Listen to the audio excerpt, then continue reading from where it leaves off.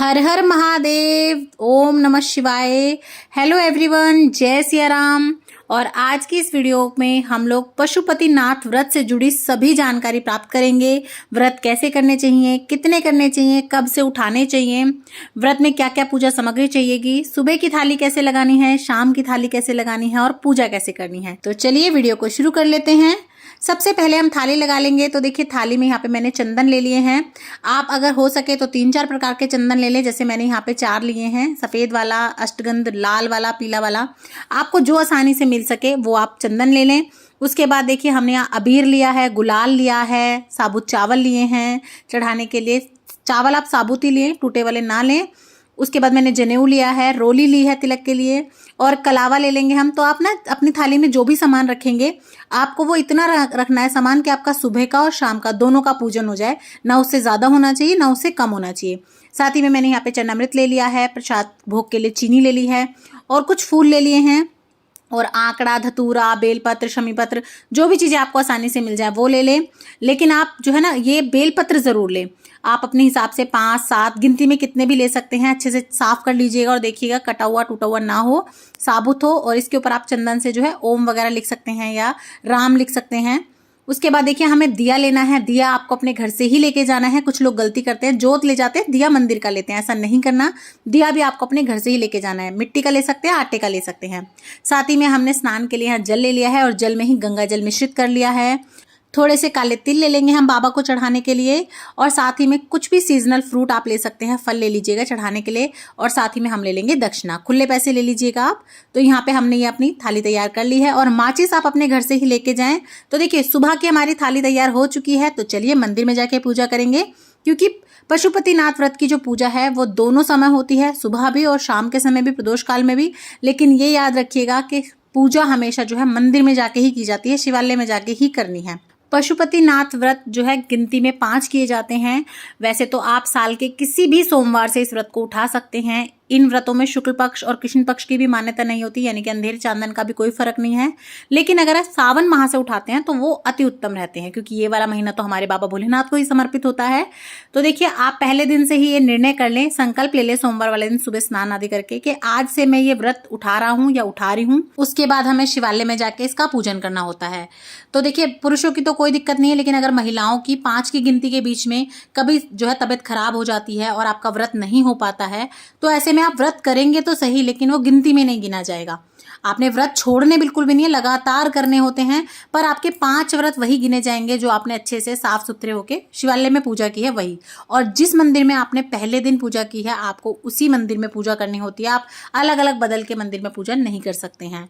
तो देखिए कुछ नियम हैं जिनका हमें अच्छे से जो है पालन करना होता है पशुपतिनाथ व्रत में। उसके बाद देखिए जैसे कि मैंने आपको बताया, सुबह थाली लगा के आपको लेके जानी है। उसके बाद आपको शिवालय में जाके पूजा करनी है, शिवलिंग पे अभिषेक करना है, और पंचामृत से स्नान करवाना है अच्छे से जो है इस तरह से। और जब भी आप शिवलिंग पे जल चढ़ाते हैं तो आप हमेशा ध्यान रखें कि आप दक्षिण दिशा की तरफ से इस तरह से जो है अभिषेक करें। चाहे आप पंचामृत चढ़ाएं, चाहे फिर आप स्नान कराएं अच्छे से। और आप जब पंचामृत चढ़ा देते हैं ना, उसके बाद अच्छे से आपको साफ पानी से फिर से बाबा का जो है स्नान कराना होता है, ताकि जो भी आपने चढ़ाया वो अच्छे से निकल जाए। उसके बाद आपको उनका श्रृंगार करना होता है। तो जो शिवलिंग होता है ना उसके पीछे से, जैसे कि अभी आपने देखा, पीछे से वहां से चढ़ाना है आपको। जलहरी की तरफ से जल कभी भी नहीं चढ़ाना है। तो देखिए इस तरह से आप अच्छे से जो है अभिषेक कर दें, जल वगैरह से अच्छे से बाबा का स्नान करा दें। और ऐसा माना जाता है कि जितने अच्छे से आप बाबा को इस तरह से रगड़ते हैं ना, जहाँ पे हस्तकमल होते हैं माता पार्वती के, वहां से अच्छे से शिवलिंग को जितने अच्छे से आप स्नान कराते हैं, आपके हाथों की लकीरें उतनी ही चमकती हैं। आपके सारे कष्ट दोष सब जो है ना दूर होते हैं, ऐसा कहते हैं। इससे आपके जो है स्वास्थ्य में भी बढ़ोतरी होती है। पति भगवान को तिलक कर दिया है, लाल रंग का पुष्प चढ़ा के उनका पूजन कर लिया है सर्वप्रथम। उसके बाद हम चंदन से बाबा का श्रृंगार कर देंगे। तो यहाँ मैं अष्टगंध चंदन लगा रही हूँ। आपको सफेद चंदन मिले, पीला चंदन हो, अष्टगंध चंदन हो, कोई भी चंदन हो, आप उनसे बाबा का श्रृंगार कर दे। बाबा को तो सभी चंदन बहुत प्रिय है, उनसे उनका श्रृंगार किया जाता है। उसके बाद मैं जनेऊ पहना दूंगी। तो इस तरह से आप जनेऊ पहना दें। और ये वाले शिवलिंग शिवलिंग पे देख सकते हैं आप भोले बाबा की मूर्ति उभरी हुई है, नहीं तो आप यहाँ पे जो है त्रिपुंड बना सकते हैं, ओम बना सकते हैं, अच्छे से उनका श्रृंगार कर दें। उसके बाद देखिए बेलपत्र की चिकनी तरफ आप थोड़ा सा चंदन लगा के बाबा के ऊपर जरूर से अर्पित करें। 11, 21, 31 आप अपनी श्रद्धा अनुसार कर सकते हैं। और जब आप पूजा करें तो आप ध्यान रखें कि आप शिवलिंग के पीछे से खड़े होकर पूजा करें, जैसा कि आप देख सकते हैं मैं यहाँ पे कर रही हूँ। और भी जो हमारा शिव परिवार है उनको भी हम इस तरह से बेलपत्र अर्पण कर देंगे। उसके बाद यहाँ पे मैंने अपने शिवलिंग के ऊपर जो है फूल अर्पण कर दिए हैं। सफेद रंग के फूल अति प्रिय होते हैं भोले बाबा को। साथ ही में धतूरा, धतूरे के फूल, शमी पत्र, धतूरे के फूल, भांग, जितनी भी चीजें भोले बाबा को प्रिय हैं आप उनमें से जो भी जुटा पाए सरलता से आप उन सबको भी भगवान को जरूर से अर्पण कर दें। और ऐसा जरूरी नहीं है कि अगर आप इतनी सारी चीजें नहीं अर्पण कर पाएंगे तो आपकी पूजा में कमी रह गई या फिर आपका व्रत संपन्न नहीं होगा। ऐसा बिल्कुल नहीं है। जो भी चीजें आप सरलता से जुटा पाए, आसानी से आपको मिल जाए, आप वो जरूर जुटा लें। और बेलपत्र सबसे महत्वपूर्ण होता है, अगर उसका आप प्रबंध करें तो आप जरूर से कर लें। उसके बाद देखिए यहाँ पे मैंने थोड़े से अक्षत यानी कि चावल चढ़ा दिए हैं, ये भी आप जरूर से चढ़ाएं। और याद रखें कि आपके अक्षत जो है वो टूटे हुए बिल्कुल ना हो, साबुत ही होने चाहिए। आपको पंसारी की दुकान पे भी मिल जाएंगे जहाँ पाठ पूजा का सामान मिलता है। आप अगर वहाँ भी कह देंगे ना पूजा के लिए अक्षत दे दो तो वो भी आपको दे देंगे। उसके बाद मैंने फल चढ़ा दिए हैं, तो जो भी हमारे मौसमी फल होते हैं यानी कि सीजनल फ्रूट होते हैं वो चढ़ा दें। साथ ही में मैंने यहाँ दक्षिणा चढ़ा दी है। और काले तिल अगर आपके पास हो तो आप जरूर से जो है भोले बाबा पे काले तिल अर्पण कर दें। इस तरह से अच्छे से हम भोले बाबा का श्रृंगार कर देंगे। उसके बाद हम पार्वती मैया का पूजन कर लेंगे। तो यहाँ पे मैया को मैंने तिलक कर दिया है, उनकी मांग भर दी है। फूल हो तो आप अच्छे से फूल वगैरह अर्पण करके उनको जो है अच्छे से पूजन कर लें। आप चाहे तो उन्हें चोला यानी कि वस्त्र भी अर्पण कर सकते हैं। उसके बाद हम अच्छे से नंदी भगवान का पूजन कर लेंगे। पशुपतिनाथ व्रत में भगवान नंदी का पूजन बहुत ही महत्वपूर्ण होता है, क्योंकि भगवान नंदी ही हैं जो हमारी मनोकामनाओं को भगवान तक पहुंचाते हैं। वही जरिया है, वही माध्यम है। तो आप उनका अच्छे से पूजन करें, उन्हें बोलें अपनी मनोकामना पूजन करते समय। उसके बाद हम आरती कर लेंगे। तो देखिए घर से ही हम यहाँ पे देसी घी का दिया लेके आए थे, आप भी अपने घर से ही दिया लेके जाएं। कई लोग क्या करते हैं जो मंदिर में दिए रखे होते हैं उसी में अपनी जोत लगा देते हैं, ये बिल्कुल सही नहीं है। आपको घर से ही दिया लेके जाना है। प्रेम पूर्वक हम यहाँ आरती कर लेंगे, सभी भगवानों को आरती दिखा देंगे। उसके बाद खाली हाथ आपको नहीं आना है। जलहरी में से जो जल निकलता है ना बहुत ही चमत्कारी, बहुत ही अच्छा होता है। वो अपने लोटे में आप ले लें, थोड़ा सा उसको लेके आए। उसके बाद जलहरी को चुचकार ले, भगवान को चुचकार ले और माता रानी से सुहाग लेना तो बिल्कुल ना भूलें। माता पार्वती की मांग में से आपको मांग भरनी है। उसके बाद आपको नंदी भगवान को अपनी मनोकामना बोलनी है और उसके बाद सभी भगवानों के इस तरह से पैर छू लेने हैं और भगवान से इस तरह का आग्रह करना है कि हे भगवान, मेरी जो मनोकामना है उसे शीघ्र से शीघ्र आप जो है सुनिए, उसे पूर्ण कीजिए। उसके बाद हम घर आने के बाद जो हम थाली लेके गए थे उस थाली को हम अच्छे से ढक के रख देंगे, क्योंकि हमें शाम को भी इसी थाली से हमारा पूजन करना है। तो अब शाम की तैयारी कर लेते हैं। तो देखिए शाम के समय आप भोग प्रसाद में कुछ भी बना लीजिएगा। जैसे कि मैंने यहाँ हलवा बनाया है, आप हलवा भी बेसन का, सूजी का, आटे का, किसी का बना सकते हैं। आप पूड़े बना सकते हैं, चीले बना सकते हैं, कोई भी मीठा भोग आप बना लें, लेकिन आप भोग घर पे ही बनाएं। बाहर की चीज़ आपको नहीं यूज़ करनी है, घर पे ही बनाना है। तो चलिए थाली लगा लेते हैं शाम की हमारी। तो देखिए सुबह हमने चंदन तिलक वगैरह इसीलिए 2 समय के लिए थे कि जो हमने सुबह पूजा करी थी फिर उसके बाद उसी थाली से हमें शाम को पूजा करनी है। तो देखिए जल वगैरह तो हमारा खत्म हो गया, इसे हम रख लेंगे साइड में। और ये जो हमने हलवा बनाया है या जो भी भोग प्रसाद आपने बनाया हो, आप एक बड़े बर्तन में या डोंगे में इस तरह ले लें। और साथ में आपको 2 डोने या बर्तन कुछ और भी चाहिएगा। वैसे डोने ही लीजिएगा, बर्तन तो आप मंदिर में नहीं छोड़ के आएंगे, तो इस तरह के डोने ले लें या फिर आप जो है पत्तल वगैरह कुछ भी ले सकते हैं। और आपको ये 3 जगह भाग करना है, लेकिन घर से करके नहीं ले जाना है, वहीं जाके करना है मंदिर में। और हमें साथ में चाहिए 6 दिए। तो देखिए मैं यहाँ पे देसी घी के दिए ले रही हूँ, आप चाहें तो किसी तेल वगैरह के भी लगा सकते हैं। तो यहाँ हमने 6 दिए लेने हैं। और ये 6 दिए आप चाहें तो मिट्टी के ले सकते हैं, हर बार आपको नए लेने हैं। लेकिन अगर आप हर बार नए मिट्टी के नहीं लेना चाहते तो आप घर में आटा गूंद के टाइट बिना नमक का अलूना आटा गूंद के उसके भी दिए बना सकते हैं। उसके बाद देखिए जो हमें श्रृंगार में सामग्री लगेगी बाबा के, जो हमें चढ़ाने के लिए चाहिए, फूल वगैरह, धतूरा वगैरह, बेलपत्र वगैरह, वो सब चीज़ें ले लेंगे हम। कई मंदिरों में तो देखिए शाम के समय श्रृंगार करने देते हैं, लेकिन कुछ मंदिरों में शाम के समय श्रृंगार नहीं करने देते, क्योंकि पंडित जी श्रृंगार करके रख देते हैं ना, तो वो बार बार जो है जल चढ़ाएंगे तो खराब होता है। इसीलिए आप देख लीजिएगा, कोई ऐसा मंदिर का चयन कीजिएगा जिसमें आप शाम के समय भी श्रृंगार कर दें। नहीं तो आप बस सारी चीज़ों का छींटा दे के भी पूजा कर सकते हैं। उसके बाद देखिए मैंने चरणामृत फिर से बना लिया है, साथ ही में जल का लोटा फिर से भर लिया है हमारे बाबा को स्नान वगैरह कराने के लिए। और ये हमारी है शाम की थाली। तो चलिए अब इसको भी ले चलते हैं। थाली लगा ली है, हम आ गए हैं मंदिर में। तो देखिए शाम के समय कई मंदिरों में जो है श्रृंगार और जल अभिषेक मना कर देते हैं, क्योंकि वो लोग अच्छा सा श्रृंगार कर देते हैं तो वो खराब ना हो इसीलिए मना कर देते हैं। तो आप देख लीजिएगा कोई ऐसा या तो मंदिर का चयन करें आप जिसमें आप शाम के समय भी श्रृंगार और पूजा अर्चना अच्छे से कर सकें।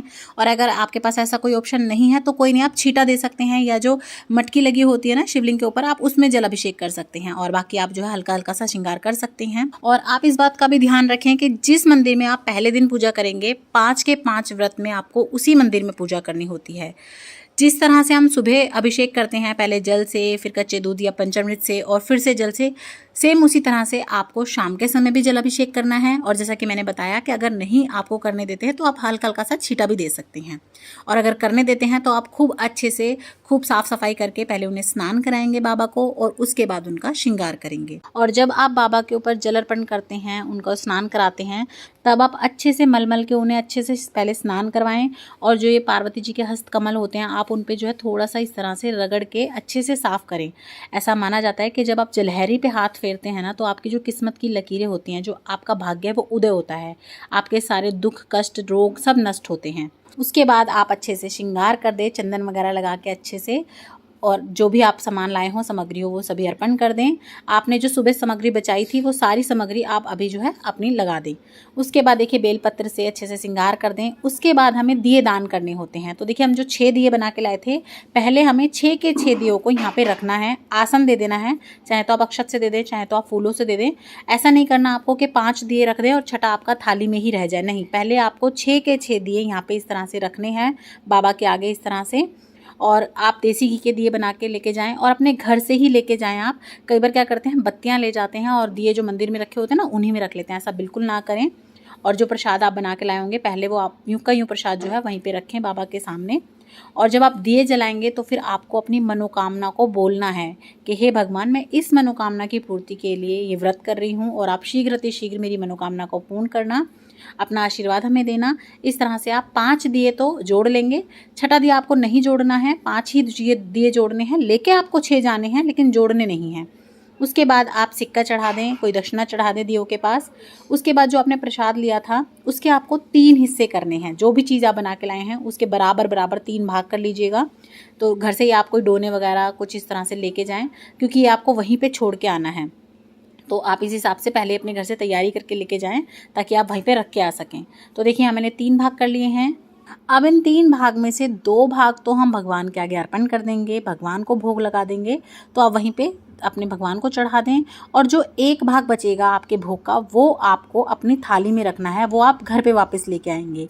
और साथ ही में जो हमने 6 दिए लगाए थे जिसमें से हमने 5 जोड़े थे, वो छठा दिया भी फिर से आपको अपनी थाली में रख लेना है। आप याद रखिएगा कि छठा दिया आपको थाली से एक बार उठा के भगवान के आगे ज़रूर रखना है। उसके बाद भगवान का आशीर्वाद लेके उसे लेके जाना है।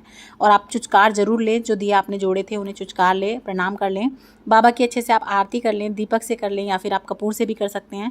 अच्छे से धूप दीप दिखाते हुए आप भगवान की आरती कर लें, पूजा अर्चना कर लें, भगवान से क्षमा याचना कर लें कि अगर हमसे कोई भूल चुकी हो तो हमें माफ़ कर देना, सद्बुद्धि देना, अपना आशीर्वाद हम पे इसी तरह बनाए रखना।